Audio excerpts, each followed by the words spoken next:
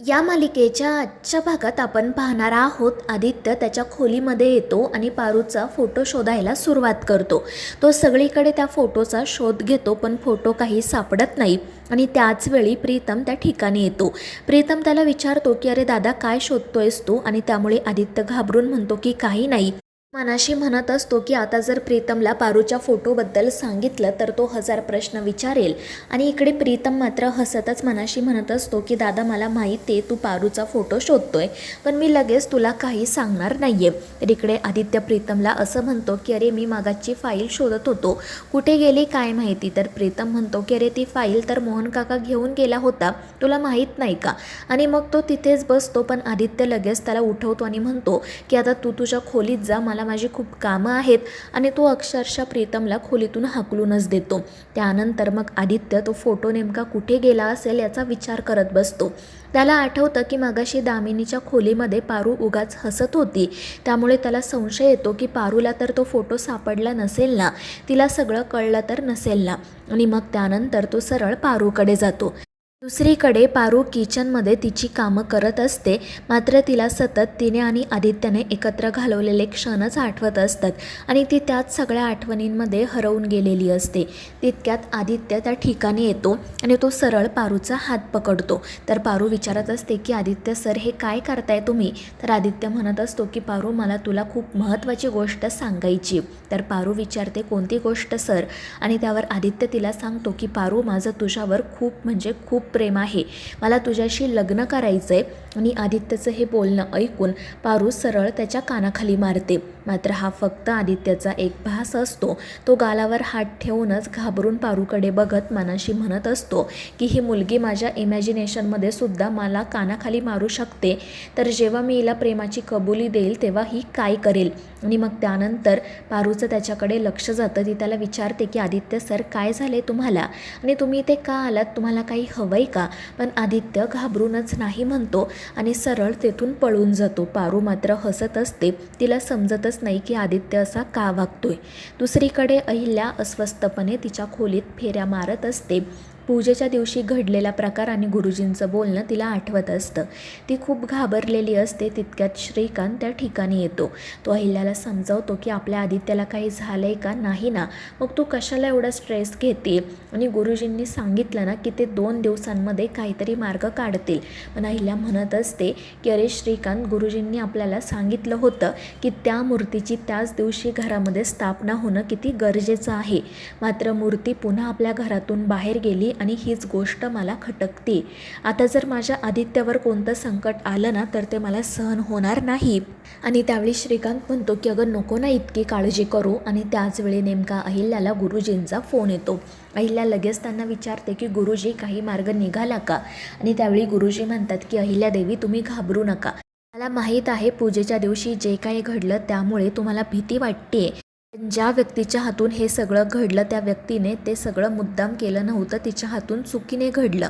मग आदित्यावर कोणतंही संकट येणार नाही आहे आणि आपल्याला आता लवकरात लवकर त्याचं सुरक्षा कवच शोधून काढायला हवं. त्याचसोबत मी आदित्यला सुरक्षित ठेवण्यासाठी दुसरा काही मार्ग आहे का हे सुद्धा सापडतोय. आणि ते ऐकून अहिल्याच्या जीवात जीव येतो आणि मग ती फोन ठेवून देते. दुसरीकडे प्रीतम पारूचा तो फोटो घेऊन त्याच्या खोलीत बसलेला असतो आणि पुन्हा पुन्हा आदित्यने पारूसाठी जी कविता लिहिलेली असते ती कविता तो वाचत असतो. आदित्यने लिहिलेलं असतं की तुझ्या सोबतीची आस, तुझ्या डोळ्यातला प्रकाश, पुरेसे एवढेचं कारण या जगण्याला, असो हाती तुझाच हात, तुझा सहवास दिनरात, येईल मग अर्थ या जगण्याला.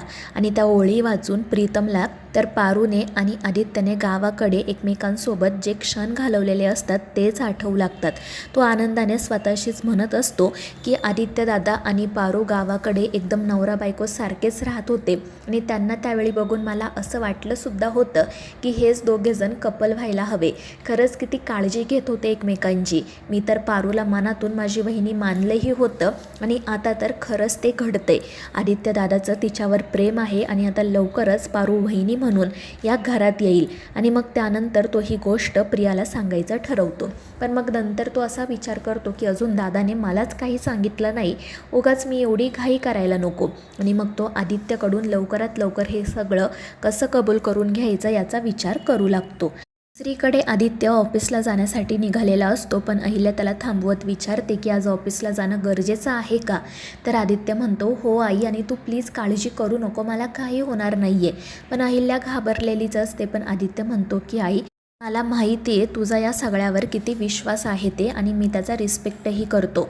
पण आपल्या बिझनेसवर, आपल्या कंपनीवर हजारो कामगारांचं पोट आहे ना, मग आपल्याला बिझनेससुद्धा करायला हवा की नको? आज माझी एक महत्त्वाची मीटिंग आहे, त्यामुळे प्लीज मला ऑफिसला जाऊ दे. मी व्यवस्थित जाईल आणि व्यवस्थितपणे घरी येईल. आणि त्यावर अहिल्या नाईलाजाने हो म्हणते आणि मग आदित्य ऑफिसला जाण्यासाठी निघतो. दुसरीकडे प्रीतमने आदित्यचा सुद्धा एक फोटो शोधून काढलेला असतो आणि मग तो आदित्य आणि पारूचा फोटो एकमेकांच्या जवळ पकडत म्हणू लागतो की खरंच काही जोडी दिसते, आता तर मला पारू हीच वहिनी म्हणून हवी आहे.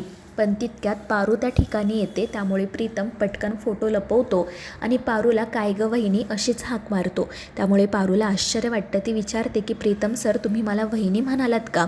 तर प्रीतम मुद्दाम म्हणतो की अगं हो पारू, काय झालं? आपण जेव्हा प्रियाच्या गावाला गेलो होतो ना, तेव्हाचे दिवस मला आठवले.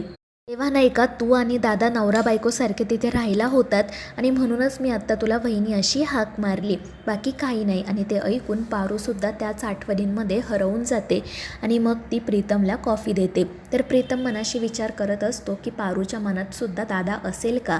आणि मग तो हे लगेचच शोधून काढायचं ठरवतो आणि मुद्दाम पारूला विचारतो की पारू, आजच्या जेवणामध्ये काय भाजी आहे ग? तर पारू सांगते आदित्य सरांच्या आवडीची अळूची भाजी. तर प्रीतम मुद्दाम म्हणतो की अळूची भाजी ही काय भाजी आहे का? त्यापेक्षा तू माझ्या आवडीची बटाट्याची भाजी कर. तर पारू म्हणते की ठीक आहे प्रीतम सर, मी अळूच्या भाजीसोबत बटाट्याची भाजीसुद्धा बनवते. पण प्रीतम म्हणतो की आता 4 माणसांसाठी 2-2 भाज्या बनवण्याची काय गरज आहे? तू फक्त बटाट्याची भाजी बनव. आणि ते ऐकून पारूचा चेहराच पडतो. त्यानंतर प्रीतम तिला विचारतो की स्वीटमध्ये काय आहे? तर पारू सांगते आदित्य सरांच्या आवडीची तांदळाची खीर. पण ते ऐकून प्रीतम पुन्हा म्हणतो की काय तांदळाची खीर बनवली आहेस तू? अगं तांदळाची खीर वगैरे काही नको, तू माझ्या आवडीचे छान गुलाबजाम बनव. आणि ते ऐकून पारूचा चेहरा पुन्हा पडतो आणि मग ती हो म्हणत तेथून जाण्यासाठी निघते. पण प्रीतम हसतच म्हणतो की अगं पारू, ठीक आहे, तुला दादाच्या आवडीचा स्वयंपाक बनवायचा आहे ना, बनव, कारण आता तो या घरात मोठा आहे म्हटल्यावर त्याला त्याचा मान द्यायलाच हवा. आणि ते ऐकून पारू खुश होते आणि म्हणते की प्रीतम सर, तुम्ही काळजी करू नका, तुम्हाला जे आवडतं ना ते मी सुद्धा बनवेल. आणि ती हसतच तेथून बाहेर पडते. आणि त्यामुळे प्रीतमला कळून चुकतं की पारूच्या मनात सुद्धा आदित्य आहे, त्यामुळे तो खूपच खुश होतो आणि मग तो आदित्यला त्रास द्यायचं ठरवतो. मग त्यानंतर तो आदित्यला कॉल करतो. पहिल्यांदा तर आदित्य त्याचा कॉल कट करतो, पण प्रीतम त्याला सतत कॉल करत राहतो. वैतागून आदित्य कॉल रिसीव करतो आणि म्हणतो की प्लीज टाईमपास करू नको, माझी एक महत्त्वाची मीटिंग आहे. पण प्रीतम म्हणतो की अरे दादा, तुला माहिती आहे का, पारूचा हात भाजलाय, तिला खूप लागलं आहे आणि ती ना औषध लावायला सुद्धा तयार नाही आहे, तू प्लीज पटकन घरी येतोस का? आणि हे ऐकून आदित्य पॅनिक होतो आणि म्हणतो की प्रीतम काळजी करू नको, मी ताबडतोब घरी येतो. आणि हे ऐकून प्रीतम हसतच फोन कट करतो. त्यानंतर आदित्य धावत पळत घरी येतो. पारू हॉलमध्ये काम करत असते. तर आदित्य तिला विचारत असतो की अगं पारू, तू ठीक तर आहेस ना, तुला काही झालं तर नाही आहे ना? पण पारू त्याच्याकडे लक्षच देत नाही. तर आदित्य मोठमोठ्याने सावित्रीला हाक मारत फर्स्ट एड बॉक्स आणायला सांगतो. तर पारू त्याला विचारते की काय झालं आदित्य सर, तुम्हाला काही लागलं आहे का? आणि तितक्यात प्रीतम फर्स्ट एड बॉक्स घेऊन त्या ठिकाणी येतो. तर आदित्य पारूला विचारत असतो की पारू, तुझा हात तर भाजला होता ना गं? तर पारू वैतागून म्हणते की आदित्य सर, उगाच काहीतरी बोलू नका, माझा हात वगैरे काही भाजलेला नाही आहे, तुम्ही स्वतःही काम करत नाही आणि मलाही काम करू देत नाही. आणि ती रागातच तेथून निघून जाते. तर आदित्य प्रीतमकडे पाहू लागतो. तर प्रीतम हसतच आदित्यने जी कविता लिहिलेली असते कविताच त्याला ऐकवतो आणि हसतच बाहेर पळून जातो. त्यामुळे आदित्यच्या लक्षात येतं की आता प्रीतमला सगळं कळलंय आणि तो देखील धावतच प्रीतमच्या बाहेर येतो. प्रीतम तो फोटो हातात घेऊनच इकडे तिकडे पळत असतो. आदित्य त्याला म्हणत असतो की प्रीतम, हे काय चाललंय तुझं? तर प्रीतम म्हणत असतो की दादा, मला कळलंय, तुझ्या डोळ्यावालीच्या प्रेमात आहे ती दुसरी तिसरी कोणीही नसून पारूच आहे आणि त्या लोगोवर सुद्धा पारूचेच डोळे आहेत. पण आदित्य काही हे मान्य करत नाही. त्यामुळे प्रीतम म्हणतो की ठीक आहे, आता ना मी ही गोष्ट सगळ्यांना ओरडून ओरडून सांगतो. आणि त्यामुळे आदित्य मोठ्याने म्हणतो की प्रीतम प्लीज असं करू नको, मी मान्य करतो की माझं पारूवर खूप प्रेम आहे. आणि हे ऐकून प्रीतमचा आनंद तर अगदी गगनात मावेनासा होतो. तो आनंदाने आदित्यला मिठी मारतो आणि त्या दोघांचा आरडाओरडा ऐकून अहिल्या तिच्या खोलीतील बाल्कनीमध्ये येते. प्रीतम आणि आदित्यला एवढं खुशीत पाहून ती देखील खुश होते. तिला समजत नाही की नेमकं घडलंय काय, पण ती आनंदाने फक्त त्यांना पाहत असते. तर इकडे आदित्य आणि प्रीतम एकमेकांसोबत खूपच खुश असतात, उड्या मारत असतात, नाचत असतात.